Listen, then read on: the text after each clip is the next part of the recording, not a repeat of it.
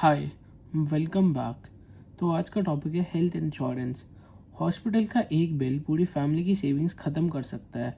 हर साल medical cost 10 से 15% से बढ़ रही है और जब भी कोई इलनेस आती है तो ना सिर्फ फिजिकल और इमोशनल स्ट्रेस होता है बल्कि फाइनेंशियल स्ट्रेस भी आ जाता है। इसलिए आज हम डिटेल में समझेंगे हेल्थ इंश्योरेंस क्यों इम्पॉर्टेंट है, कितना लेना चाहिए और किस बेस पर लेना चाहिए। तो सबसे पहले, why is health insurance important. Health insurance का मतलब है जब आप या आपके फैमिली मेम्बर बीमार हो जाए और हॉस्पिटल में एडमिट करना पड़े तो आपको एक्सपेंसेस अपनी जेब से नहीं करना पड़ेगा। इंश्योरेंस कंपनी आपके मेडिकल बिल्स को कवर करती है। इंडिया में मेडिकल एक्सपेंसेस बहुत फास्ट ग्रो कर रहे हैं, 10 to 15% एनुअली। मतलब आज जो ट्रीटमेंट 5 लाख का है, कुछ टाइम बाद वो 7 to 8 लाख तक पहुंच जाएगा। इसलिए हेल्थ इंश्योरेंस लेना एक नेसेसिटी है, लग्जरी नहीं। एक चीज़ और समझना ज़रूरी है कि आप पर डिपेंड कौन कौन है और उनके मेडिकल एक्सपेंसेस क्या क्या है। ये यूजली आपकी wife, parents, children, grand parents और कभी कभी कुछ रिलेटिव्स भी होते हैं। अगर डिपेंडेंट्स ज़्यादा हैं तो रिस्क ज़्यादा है, किसी को बीमारी हो सकती है। मतलब आपको इंश्योरेंस का कवर भी उतना ही बड़ा लेना पड़ेगा। अब क्वेश्चन आता है कि हेल्थ इंश्योरेंस के सबको लेना चाहिए।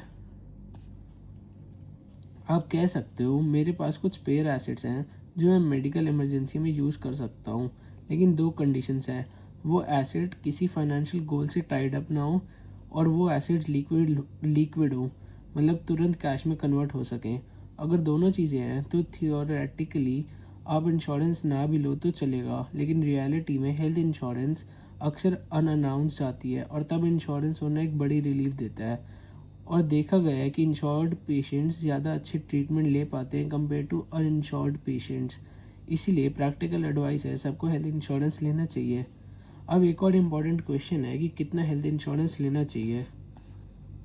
सबसे पहले हम देखेंगे कि आपको सबसे पहले डिसाइड करना है कि आपका ट्रीटमेंट कहाँ करना है, जैसे अपनी सिटी में या किसी मेट्रो सिटी जैसे दिल्ली या गुड़गांव या मुंबई। स्टेप 2, उस जगह के हॉस्पिटल्स का एवरेज रूम रेंट देखो। एग्जाम्पल हो, दिल्ली में एक अच्छे हॉस्पिटल का रूम रेंट 6 to 8 thousand है पर डे का। स्टेप 3, इंश्योरेंस कवरेज का फॉर्मूला होता है room rent into multiplier equals to insurance coverage, और ये मल्टीप्लायर होता है 100x मिनिमम और आइडियल रेंज होती है 150 to 200x। मतलब अगर रूम रेंट 8,000 डेली का है तो 100x मतलब 8 लाख मिनिमम और रियलिस्टिक नंबर है, और 150 to 200 इजिकल्स टू 12 लाख और 16 लाख ये एक आइडियल कवर है। तो अगर आप मेट्रो सिटी में ट्रीटमेंट प्लान करते हो तो आपको 12 to 16 लाख का हेल्थ इंश्योरेंस कवर लेना चाहिए। तो कंक्लूजन ये है कि हेल्थ इंश्योरेंस एक ज़रूरी सेफ्टी नेट है।